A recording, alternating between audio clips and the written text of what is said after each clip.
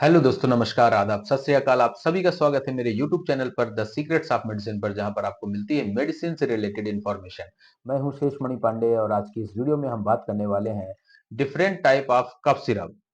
तो हम जानेंगे कि कौन सी कफ सिरप किस प्रकार की खांसी के लिए उपयोग की जाती है, साथ ही खांसी क्या है, कैसे आती है खांसी, खांसी बलगम वाली खांसी किसे कहते हैं, सूखी खांसी किसे कहते हैं, ये सब हम इस वीडियो में जानेंगे। तो वीडियो को स्किप ना करें और लास्ट तक जरूर देखें। अगर आप मेरे चैनल पर पहली बार विजिट कर रहे हैं या अभी तक मेरे चैनल को सब्सक्राइब नहीं किया है तो आपसे रिक्वेस्ट है कि चैनल को सब्सक्राइब कर लें, साथ ही बेल आइकन को दबा दें ताकि सबसे पहले नोटिफिकेशन आपको मिल सके।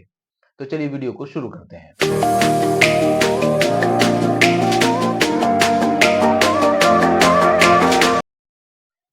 खांसी, जिसे मेडिकल लैंग्वेज में कफ भी कहते हैं, यह एक प्रकार की रिफ्लेक्स एक्शन यानी कि प्रतिवर्ती प्रक्रिया है। प्रतिवर्ती प्रक्रिया मतलब ये होता है कि जैसे ही हमारे शरीर में कुछ भी चीजें जो हमारे शरीर के काम की नहीं है या अनावश्यक है, वो जैसे ही हमारे शरीर में प्रवेश करता है, शरीर हमारा तुरंत एक प्रतिक्रिया व्यक्त करता है जिसे हम रिफ्लेक्स एक्शन कहते हैं। तो खांसी एक प्रकार की रिफ्लेक्स एक्शन है। जैसे ही हमारे शरीर में कोई फॉरेन पार्टिकल जाता है, उदाहरण के तौर पर खाना खाते वक्त अगर कुछ भी अंदर चला जाता है तो तुरंत हमें खांसी आती है। खांसी आने के और भी दूसरे कारण होते हैं, जैसे अगर इन्फेक्शन हो जाना, वायरल इन्फेक्शन या बैक्टीरियल इन्फेक्शन या एलर्जी बढ़ जाना, इन कारणों से भी खांसी आती है। तो खांसी मुख्य रूप से 3 प्रकार के पाथवे होते हैं। एक है सेंसरी एफरेंट पाथवे, दूसरा है सेंट्रल पाथवे और तीसरा मोटर एफरेंट पाथवे।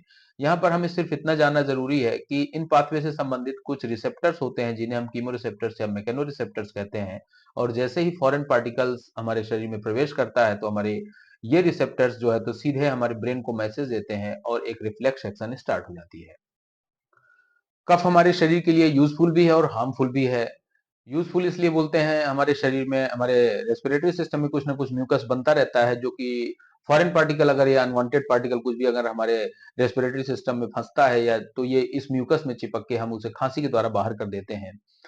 हार्मलेस इस हार्मफुल तब होता है जब हमारे रेस्पिरेटरी सिस्टम में किसी प्रकार का इन्फेक्शन हो जाता है, तो बहुत ज्यादा म्यूकस सिक्रीट होता है और वो एक प्रकार का बलगम बनाता है। ठीक उसी प्रकार कुछ लोग जो स्मोकिंग करते हैं, बीड़ी सिगरेट पीते हैं, तंबाकू ज्यादा खाते हैं, तो उन लोगों को भी बलगम बहुत ज्यादा बनता है। एक प्रकार की एलर्जिक रिएक्शन होती है अंदर, वो भी बलगम बहुत ज्यादा प्रोड्यूस करते हैं। तो उनको जो है तो बलगम वाली खांसी ज्यादातर आती है। इसके अलावा एलर्जी बढ़ जाने की वजह से या पॉल्यूशन की वजह से, डस्ट हो गया या अन्य कोई कारण, उसकी वजह से भी अगर खांसी आती है और लगातार खांसी आती है, जैसे कि वायरल इन्फेक्शन की वजह से भी हो सकता है, तो कुछ लोगों को बिना बलगम के भी खांसी आती है। तो उसे हम बिना बलगम वाली खांसी, जिसे हम नॉन नॉन प्रोडक्टिव कफ कहते हैं। इस प्रकार से खांसी को 2 प्रकार से बांटा गया है, एक प्रोडक्टिव कफ और एक non productive cough. Productive cough में जो कफ सिरप यूज की जाती है उसको हम एक्सपेक्टोरेंट कहते हैं, और नॉन प्रोडक्टिव कफ में जो कफ सिरप यूज की जाती है उसे हम एंटीटसिव कहते हैं। आइए हम जानते हैं कि एंटी एक्सपेक्टोरेंट और एंटीटसिव में जो इंग्रेडिएंट्स मिलाए जाते हैं वो कौन कौन से होते हैं सामान्य तौर पर खांसी के सिरप में। तो सबसे पहले एक्सपेक्टोरेंट का देखते हैं। एक्सपेक्टोरेंट कफ सिरप में जो इंग्रेडिएंट्स होते हैं उसमें मुख्य रूप से guaifenesin, terbutaline, bromhexine, ambroxol, acetylcysteine, carbocisteine, इस प्रकार के जो कंपाउंड होते हैं वो मिलाए जाते हैं। इन कंपाउंड का मुख्य रूप से जो काम होता है वो म्यूकस को लिक्विफाई करना यानी कि ब्रेक डाउन करना, म्यूकोलाइटिक एजेंट की तरह काम करते हैं, जैसे कि एम्ब्रोक्सोल हो गया। इसके अलावा एंटी एलर्जिक भी होते हैं इसमें कुछ, और ब्रोंकोडायलेटरी एक्शन देते हैं जैसे टर्बुटालिन। तो ये अगर किसी को व्हीजिंग साउंड आ रहा है या कि कफ में हमारे जो एयरवेज नैरो हो रहा है, कॉन्स्ट्रिक्शन है अगर, तो उसको कंट्रोल करता है। इस प्रकार से ये कफ को बाहर निकालने में आसानी होती है। एंटीटसिव, जिसे हम सूखी खांसी कहते हैं, ड्राई कफ कहते हैं, उसमें जो मुख्य रूप से जो इंग्रेडिएंट्स मिलाए जाते हैं उसमें डेक्स्ट्रोमेथार्फेन, डाइफेनहाइड्रामीन, क्लोरफेनरामीन, प्रोमेथाजीन, कोडीन, फाल्कोडीन, इस प्रकार के कंपाउंड जो हैं तो इसमें मिलाए जाते हैं।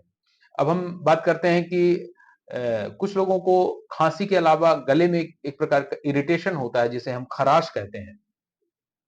तो ऐसी खराश को ठीक करने के लिए कई बार कुछ लोजेंजेस का भी प्रयोग किया जाता है। लोजेंजेस हमारे जो है तो गले के अंदर एक लेयर बनाती है जो कि एक सूदिंग इफेक्ट क्रिएट करती है, जिसकी वजह से खराश में राहत मिलती है। कुछ पॉपुलर लोजेंजेस के नाम मैं यहाँ पर आपसे डिस्कस कर रहा हूँ, जैसे कि टस्क्यू हो गया, स्टेप्सिल्स हो गया और विक्स हो गई। तो ये कुछ लोजेंजेस हैं जो मार्केट में इजिली मिल जाते हैं, उनको लेने से कई बार वो खराश में राहत देती हैं। अब हम बात करते हैं कुछ पॉपुलर ब्रांड्स की कफ सिरप की। इसमें सबसे पहले हम एक्सपेक्टोरेंट की बात करते हैं। जो टॉप ब्रांड्स हैं उनमें देखा जाए तो एस्कोरिल हो गया, आपका टोसेक्स है हो गया, चेरी कॉफेक्स हो गया, बेनेड्रिल एक्सपेक्टोरेंट हो गया, ग्रिलिंगटस एक्सपेक्टोरेंट हो गया, ये कुछ इसके पॉपुलर ब्रांड है। ब्रोजेडेक्स हो गया।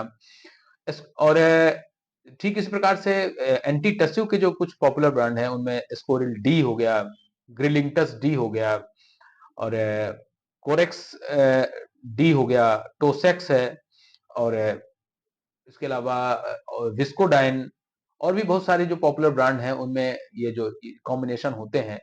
इंपॉर्टेंट है कि आपको खांसी किस प्रकार की आती है, इस प्रकार से आप कफ सिरप का चुनाव कर सकते हैं। तो अगर आपको बलगम वाली खांसी आती है तब जो कफ सिरप में एक्सपेक्टोरेंट लिखा होगा तब वो आपकी बलगम वाली खांसी के लिए है। अगर डी लिखा है, डी फॉर ड्राई कफ के लिए, ज्यादातर कफ सिरप में डी रहता है, तो उसी स्थिति में आपको एंटी टसो यूज करना है। तो दोस्तों, आशा करता हूं कि आपको ये वीडियो पसंद आया होगा, खांसी के बारे में कंप्लीट इंफॉर्मेशन। और मेरे चैनल को आप सब्सक्राइब करना बिल्कुल ना भूलें, साथ ही बेल आइकन को दबा दें ताकि ऐसे ही अपडेट्स आपको मिलते रहें। मिलते हैं नेक्स्ट वीडियो में। Thank you so much for watching.